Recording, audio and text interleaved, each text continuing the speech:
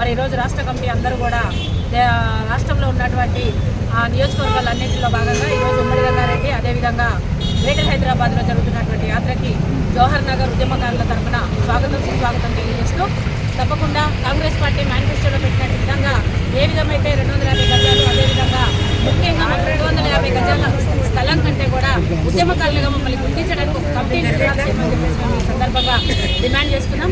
తప్పకుండా కాంగ్రెస్ పార్టీ ఇచ్చినటువంటి హామీలని ఒకటొకటిగా ఏ విధంగా అయితే నెరవేర్చుకుంటూ వస్తుందో మరి ముఖ్యంగా ఉన్న హామీని పక్కన పెట్టైనా సరే ఉద్యమకారులకు ఇచ్చినటువంటి హామీని మొదటి స్థానంలోనే మీరు నెరవేర్చేది ఉండే. కానీ ఇప్పటికే లేట్ అయిపోయింది, 15 నెలలు అయిపోయింది ప్రభుత్వం అధికారంలోకి వచ్చి.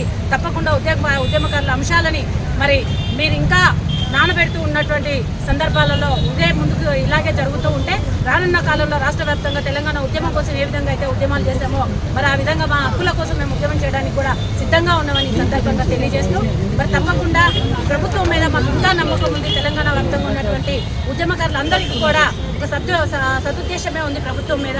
రేవంత్ రెడ్డి గారి ఆధ్వర్యంలో తప్పకుండా ఉద్యమకారులకు న్యాయం జరుగుతుందనే ఒక ఆశతోనే ఇంకా ఎదురు చూస్తూ ఉన్నాం.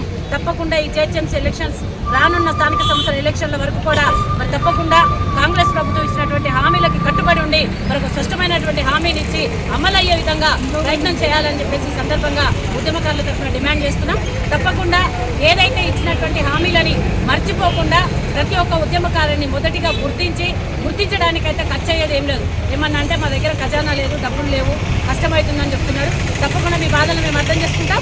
కానీ గుర్తించడానికి కమిటీ వేయడానికి ఎటువంటి డబ్బులు అవసరం ఉండదు కాబట్టి, దానికి ఆర్థికంగా ఇబ్బందులు ఏమి ఉండవు కాబట్టి ఉద్యమకారులను గుర్తించడానికి ఒక కమిటీని మీరు గవర్నమెంట్ తరఫున మరి అధికారికంగా ప్రకటించాల్సినటువంటి అవసరం ఉందని ఈ సందర్భంగా తెలియజేసుకుంటూ రానున్న కాలంలో ఉద్యమకారులము మరి ఇదే విధంగా మీరు కనుక ఇంకా ప్రొలాంగ్ చేసుకుంటూ మరి ఉద్యమకారులని మర్చినట్టయితే తప్పకుండా ఉద్యమకారులు చేయాల్సినటువంటి పని ఉద్యమకారులు చేస్తారని సందర్భంగా తెలియజేస్తూ రానున్నటువంటి స్థానిక సంస్థ ఎలక్షన్లో మరి అదేవిధంగా గ్రేటర్ హైదరాబాద్ ఎలక్షన్లో కూడా మా ఉద్యమకారుల సత్తా ఏంటో చూపిస్తాం. మా డివిజన్ ఒక్కళ్ళని నిలబెట్టి తప్పకుండా మేము గెలిచేటువంటి ప్రయత్నం కూడా ప్రతి ఒక్కళ్ళని చేస్తామని సందర్భంగా తెలియజేస్తాం.